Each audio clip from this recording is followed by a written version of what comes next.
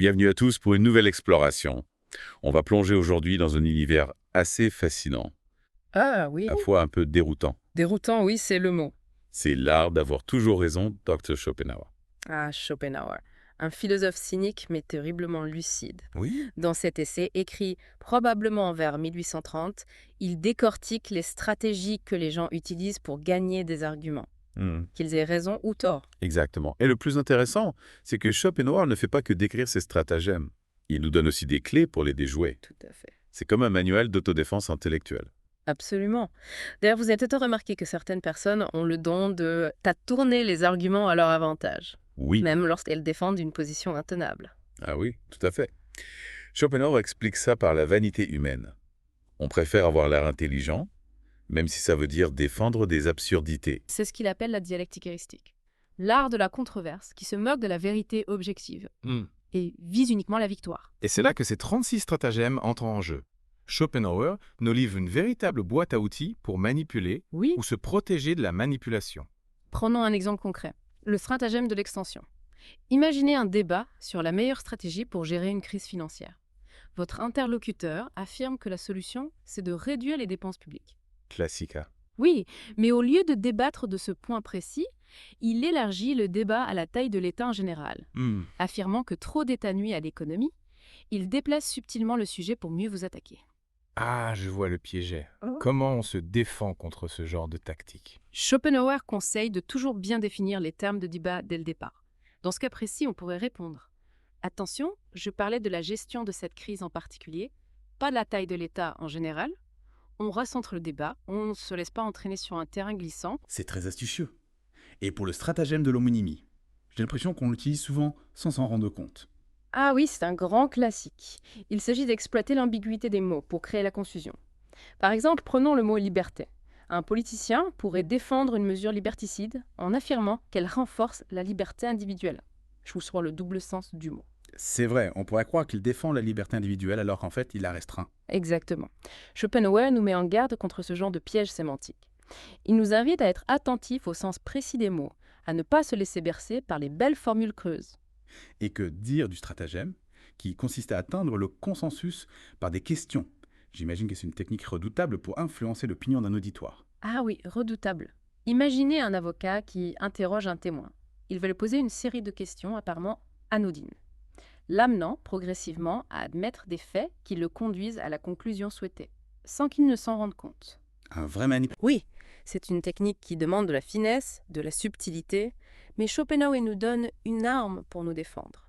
L'esprit critique, il nous encourage à analyser le cheminement logique des arguments, à ne pas nous laisser influencer par la forme, au détriment du fond. Et le stratagème du choix des métaphores favorables. J'ai l'impression qu'il est omniprésent dans les médias et la politique. Absolument. Les mots ont un pouvoir immense. Et les métaphores peuvent orienter la perception d'un sujet. Par exemple, on parlera de la flexibilité du marché du travail pour Oui. justifier la précarisation des emplois. C'est vrai. On utilise un terme positif pour masquer une réalité moins reluisante.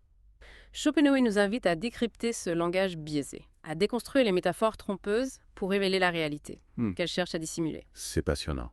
Et pour finir cette première partie, parlons du stratagème de l'argument d'autorité. Ouais. On a tous déjà été confrontés à ce genre d'argument, non? Oh oui, un classique. Il s'agit d'invoquer une figure d'autorité, un expert, une institution saucée, pour donner du poids à son argument, surtout lorsqu'on s'adresse à un public qui n'a pas les connaissances pour juger du fond. Schopenhauer est assez critique envers ce genre de raisonnement. Oui, il utilise l'analogie du troupeau de moutons, qui suit aveuglément le berger. Il nous met en garde contre la paresse intellectuelle, qui consiste à se fier à l'avis d'une autorité sans réfléchir par soi-même. D'accord.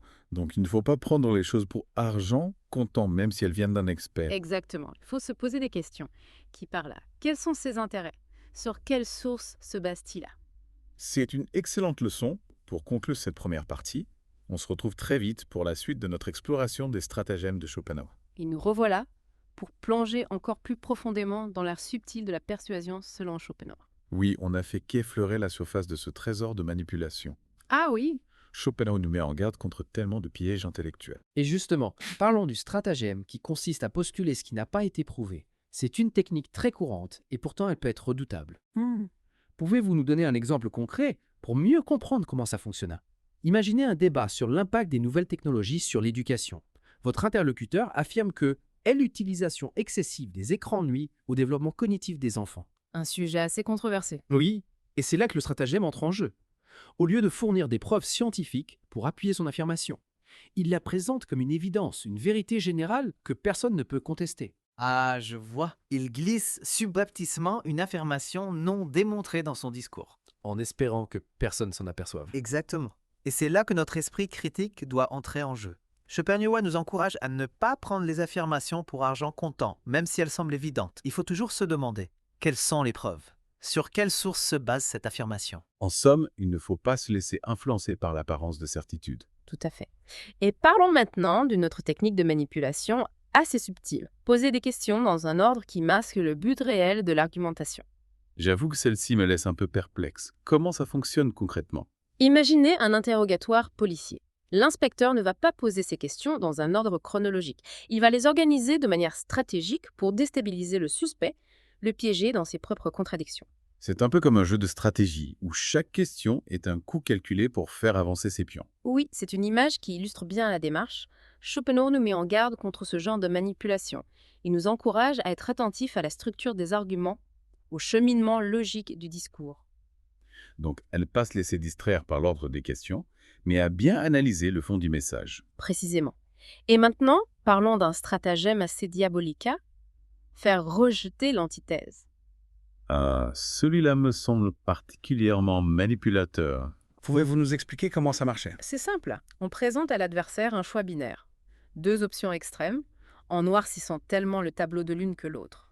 Même si elle n'est pas idéale, apparaît comme la seule solution raisonnable. Par exemple, on pourrait dire soit on augmente massivement les impôts, soit on supprime tous les services publics. Exactement. Forcément, l'adversaire va se retrouver piégé, obligé de choisir entre deux mots. Schopenhauer nous met en garde contre ce genre de fausses alternatives. Il nous invite à explorer toutes les options possibles, à ne pas nous laisser enfermer dans un choix binaire. C'est vrai qu'on a souvent tendance à simplifier les débats, à les réduire à un choix entre deux solutions opposées. Et c'est là que la manipulation s'installe. Schopenhauer nous encourage à complexifier notre pensée, à ne pas céder à la facilité du manichéisme. Et le stratagème qui consiste à clamer victoire malgré la défaite. Il faut une certaine dose d'audace pour l'utiliser. Non. Oui, c'est un stratagème pour les plus téméraires. Il s'agit de faire comme si les arguments de l'adversaire, même s'ils sont pertinents, ont en réalité prouvé votre point. C'est un peu comme un tour de passe-passe verbala. Comment on peut réussir un tel exploit? Schopenhauer nous dit qu'il faut avoir une grande confiance en soi, une capacité à imposer sa propre interprétation des faits, même face à l'évidence du contraire. Et ça marche vraiment. Parfois oui, surtout face à un adversaire qui manque d'assurance, qui n'ose pas contester votre version des faits. Passons maintenant à l'un des stratagèmes les plus courants. Et malheureusement aussi l'un des plus efficaces. L'argument ad hominem. Ah oui, celui-là c'est un grand classique des débats houleux. Au lieu de s'attaquer aux arguments de l'adversaire, on s'en prend à sa personne, on cherche à le discréditer, à le décrédibiliser. On attaque l'homme, pas la balle. Exactement. Schopenhauer voit dans ce stratagème une marque de faiblesse intellectuelle. Il préfère les débats qui s'appuient sur la raison, la logique, plutôt que sur les attaques personnelles. Et le stratagème qui consiste à interrompre et détourner le débat. J'ai l'impression qu'on le voit très souvent dans les débats politiques. Oh oui, une technique classique de l'esquiva. Quand un politicien se sent acculé, qu'il n'a pas de réponse à une question embarrassante, il change de sujet, il noie le poisson. C'est une technique assez frustrante pour les téléspectateurs, qui ont l'impression d'être manipulés. Schopenhauer nous met en garde contre ce genre de tactique dilatoire. Il nous encourage à être attentifs au fil du discours, à ne pas nous laisser distraire par les digressions. Donc à rester concentré sur le sujet principal, à ne pas se laisser entraîner dans des débats secondaires. Exactement. Et maintenant, parlons d'un stratagème qui peut paraître assez pragmatique, mais qui est en réalité assez discutable. Répondre à de mauvais arguments par de mauvais arguments. C'est un peu jouer le jeu de l'adversaire, non? Oui, Schopenhauer nous dit que si notre adversaire utilise un argument fallacieux, il est parfois plus efficace de le contrer par un argument tout aussi fallacieux que de s'épuiser à démontrer sa fausseté. Mais est-ce vraiment une bonne stratégie? N'est-ce pas un peu hypocrite? C'est la question qu'on peut se poser. Schopenhauer nous met face à un dilemme éthique. Doit-on toujours respecter les règles du jeu, même face à un adversaire qui les viole? C'est une question difficile qui n'a pas de réponse simple. En effet, Mais Schopenhauer nous invite à être conscients de cette réalité, à ne pas être naïfs. Parfois, la fin justifie les moyens. C'est une vision assez cynique de la rhétorique. Oui, Schopenhauer est un penseur pessimiste. Il ne se fait pas d'illusions sur la nature humaine. Mais sa lucidité est précieuse. Elle nous permet de déjouer les pièges de la manipulation, de nous protéger des manipulateurs. C'est vrai. Et en parlant de manipulation, le stratagème qui consiste à convaincre le public et non l'adversaire est particulièrement redoutable. Ah oui, celui-là est pour les orateurs habiles. Il s'agit d'utiliser des arguments qui, même s'ils sont contestables d'un point de vue rationnel, séduiront un public non averti. On joue sur l'émotion, on flatte les préjugés. On utilise des exemples frappants, même s'ils ne sont pas représentatifs. Exactement. Schopenhauer nous met en garde contre la manipulation des foules. Il nous invite à cultiver notre esprit critique, à ne pas nous laisser influencer par la rhétorique émotionnelle. En somme, il faut toujours se méfier des beaux parleurs qui cherchent à nous séduire plutôt qu'à nous convaincre. Oui, la rhétorique peut être un outil puissant de manipulation. Schopenhauer nous donne les clés pour la décrypter, pour nous protéger de ces pièges. Et pour finir cette deuxième partie, parlons du stratagème de la diversion. Ah oui, celui-là est un classique de l'esquiver. Quand on sent que l'on va perdre pied, on change de sujet, on ramène la conversation sur un terrain plus favorable. Un peu comme un magicien qui détourne l'attention du public pour mieux le tromper. Exactement. Schopenhauer dénonce ce stratagème comme un manque de loyauté intellectuelle. Il préfère les débats francs et directs, où les arguments sont confrontés sans détour. C'est une belle leçon d'honnêteté intellectuelle. On se retrouve très vite pour la dernière partie de notre exploration des stratagèmes de Schopenhauer. Et nous revoilà pour la dernière partie de notre plongée dans l'univers fascinant de la dialectique heuristique selon Schopenhauer. J'ai hâte de découvrir les derniers stratagèmes qu'il nous reste à explorer. Ah oui. Schopenhauer est un maître dans l'art de décrypter les mécanismes de la persuasion. Il nous en réserve encore quelques surprises. On commence par le stratagème de la généralisation des arguments adverses. Celui-ci me semble assez subtil. Oui, Vous pouvez nous en donner un exemple? imaginez un débat sur les bienfaits de la méditation. Vous affirmez que la pratique régulière de la méditation peut aider à réduire le stress et l'anxiété. Ce qui semble assez raisonnable. Oui, mais votre adversaire, pour vous contredire, pourrait dire « La méditation, c'est une perte de temps. On ferait mieux de travailler ou de faire du sport. » Ah, je vois le piéger. Il prend d'autres arguments, qui est valable dans un contexte précis, et le généralise à toutes les situations sans aucune nuance. Exactement. Il transforme une affirmation relative en une vérité absolue pour ensuite la rejeter plus facilement. Schopenhauer nous invite à être vigilants face à ce genre de manipulation. Il faut toujours clarifier le contexte, préciser la portée de nos affirmations, pour ne pas laisser l'adversaire les déformer à son avantage. Une excellente leçon de rigueur intellectuelle. Passons maintenant au stratagème qui consiste à prendre avantage de l'antithèse. Ah, celui-ci est assez malin. Il s'agit de poser une question à l'adversaire de manière à l'obliger à répondre par la négative, alors que la réponse positive aurait servi votre argumentation. Donnez-nous un exemple concret. Oui, pour mieux comprendre. Imaginez que vous débattez de la pertinence d'une réforme économique. Vous voulez montrer que cette réforme est nécessaire pour relancer la croissance. D'accord? Mais au lieu de demander directement à votre adversaire s'il est d'accord avec la nécessité de cette réforme, vous lui posez la question suivante. Pensez-vous que l'économie peut se redresser sans aucune intervention de l'État? Ah, je comprends. En formulant la question comme ça, vous forcez l'adversaire à choisir entre deux options, dont une seule est favorable à votre argumentation. Exactement. Schopenhauer nous met en garde contre ce genre de piège rhétorique. Il faut toujours analyser la structure des questions, identifier les présupposés qu'elles contiennent, pour ne pas se laisser enfermer dans une logique binaire. Parlons maintenant du stratagème de la généralisation abusive. Ah, celui-ci est un grand classique des discours populistes. Il s'agit d'amener l'adversaire à admettre une série de cas particuliers, pour ensuite présenter la généralisation comme une évidence. Rackettez pas. Par exemple, on pourrait dire « Tous les immigrés sont des criminels. J'en connais un qui a volé un sac à main. » C'est un exemple caricatural, mais qui illustre bien la logique du stratagème. Schopenhauer nous met en garde contre ce type de raisonnement fallacieux. Il nous invite à ne pas confondre corrélation et causalité, à ne pas tirer de conclusions générales à partir de cas isolés. Oui, c'est une leçon de prudence et de rigueur intellectuelle. Et que dire du stratagème qui consiste à utiliser des arguments absurdes? Ah, celui-là est assez audacieux. Il s'agit de proposer à l'adversaire une affirmation tellement absurde qu'il la rejettera forcément. Et ensuite de présenter votre propre affirmation, même si elle est controversée. comme étant plus raisonnable. On joue la carte du ridicule pour décrédibiliser l'adversaire Oui. et faire passer ses propres idées pour plus acceptables. C'est une stratégie risquée, car elle peut se retourner contre vous si l'absurdité de votre contre-argument est trop flagrante. Mais Schopenhauer nous dit qu'elle peut parfois être efficace, surtout face à un adversaire qui manque de discernement. Intéressant. Passons maintenant au stratagème de la défense par la nuance. Ah, celui-ci est un grand classique des avocats. Il s'agit de faire des distinctions subtiles, de jouer sur les nuances de sens, pour l'échapper aux objections de l'adversaire. On se réfugie dans la complexité. On noie le poisson dans un océan de subtilité sémantique. Schopenhauer nous met en garde contre ce type de sophisme. Il préfère les débats clairs et précis, où les arguments sont confrontés sans ambiguïté. D'accord. Le stratagème qui consiste à généraliser plutôt que de débattre de détails me semble également assez courant. En effet, quand on est incapable de répondre à une objection spécifique, on élargit le débat à un niveau plus général.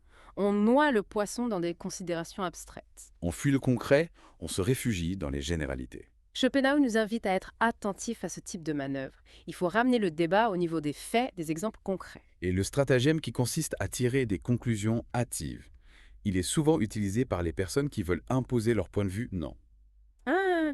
Oui, c'est un stratagème assez autoritaire. Il s'agit de tirer vous-même les conclusions de votre argumentation sans laisser l'adversaire le faire, même si certaines prémices n'ont pas été clairement établies. On impose sa vision des choses, on force l'adversaire à suivre votre raisonnement. C'est un stratagème qui peut fonctionner si vous avez une certaine autorité. Mais il peut aussi être perçu comme une arrogance intellectuelle. Le stratagème qui consiste à forcer l'adversaire à l'exagération me semble assez pernicieux. Ah, celui-là est vicieux. Il s'agit de pousser l'adversaire à la faute en l'excitant, en le provoquant, pour qu'il exagère ses propos et se mette en porte-à-faux. On joue sur l'émotivité de l'adversaire, on cherche à le faire sortir de ses gonds. Schopenhauer nous met en garde contre ce type de piège. Il faut garder son sang-froid, rester maître de ses émotions pour ne pas tomber dans le panneau. Le stratagème qui consiste à tirer de fausses conclusions est également assez manipulateur. Il s'agit de déformer les propos de l'adversaire, de les interpréter de manière erronée, pour en tirer des conclusions absurdes ou inacceptables. On crée un homme de paille, on déforme la pensée de l'adversaire pour mieux l'attaquer. Schopenhauer nous invite à être vigilants face à ce type de manipulation. Il faut toujours s'assurer de bien comprendre la pensée de l'adversaire avant de la critiquer. Et que dire du stratagème qui consiste à trouver une exception pour réfuter une règle générale? Celui-ci est assez simple, mais efficace. Il suffit de trouver un seul contre-exemple pour invalider une affirmation universelle. Un seul cas particulier suffit à démontrer qu'une règle n'est pas absolue. C'est un stratagème efficace. Mais il faut s'assurer que le contre-exemple est pertinent, qu'il s'inscrit bien dans le champ d'application de la règle générale. Le stratagème qui consiste à retourner un argument contre l'adversaire me semble assez jouissif. Ah oui, c'est un joli coup de maîtrise. Il s'agit de prendre l'argument de l'adversaire et de le retourner contre lui, en montrant qu'il conduit à une conclusion absurde ou inacceptable. On retourne la situation, on met l'adversaire face à ses propres contradictions. C'est un stratagème qui demande de l'agilité intellectuelle, une capacité à analyser rapidement la structure des arguments et à en percevoir les implications. Et que dire du stratagème qui consiste à exploiter la colère de l'adversaire? Celui-ci est assez machiavélique. Il s'agit d'exploiter la colère de l'adversaire, de la nourrir pour le déstabiliser et le faire perdre le fil de son raisonnement. On attise le feu, on pousse l'adversaire à bout pour qu'il se mette en porte-à-faux. Schopenhauer nous met en garde contre ce type de manipulation. Il faut rester calme, ne pas se laisser entraîner dans une spirale d'agressivité. Le stratagème qui consiste à opposer la théorie à la pratique est également assez fréquent. Il s'agit d'admettre la validité théorique d'un argument, mais de le rejeter en pratique, en arguant qu'il est inapplicable ou qu'il conduit à des conséquences néfastes. On crée un fossé entre le monde des idées et le monde réel. Schopenhauer nous invite à être prudents face à ce type de raisonnement. Il faut examiner attentivement les arguments pratiques, s'assurer qu'ils sont fondés et qu'ils ne servent pas à masquer des intérêts cachés. Et pour finir, parlons du stratagème qui consiste à accentuer la pression. Celui-ci, c'est pour les plus tenaces. Il s'agit d'insister sur un point faible de l'argumentation adverse, même si on ne sait pas exactement où se situe la faille. On martèle, on insiste, on ne lâche rien. L'adversaire, gêné, cherchera à esquiver, à détourner la conversation. C'est le signe que vous avez touché un point sensible. Voilà qui conclut notre exploration des 36 stratagèmes de Schopenhauer. C'est fascinant de voir comment il décortique les mécanismes de la pensée, les rouages de la persuasion. Oui, c'est un véritable manuel de stratégie intellectuelle qui nous met en garde contre les pièges de la rhétorique. et nous incite à cultiver notre esprit critique. Alors, maintenant que vous connaissez ces stratagèmes, êtes-vous prêt à les déceler dans le monde qui vous entourait, Oh oui, à les repérer dans les débats politiques, dans les médias, dans les conversations quotidiennes? je vous encourage à le faire. C'est un exercice stimulant qui vous permettra d'affûter votre esprit critique et de mieux comprendre les jeux de pouvoir qui se cachent derrière les mots. Et surtout, n'oubliez pas que l'art d'avoir toujours raison n'est qu'une petite introduction à la pensée de Schopenhauer, un penseur profond et provocateur qui mérite d'être exploré plus en profondeur. Alors n'hésitez pas à vous plonger dans ses œuvres, à vous laisser interpeller par ses idées, à aiguiser votre intelligence au contact de sa pensée. Sur ce, nous vous laissons méditer sur ces stratagèmes fascinants. À bientôt pour une nouvelle plongée dans les profondeurs de la connaissance.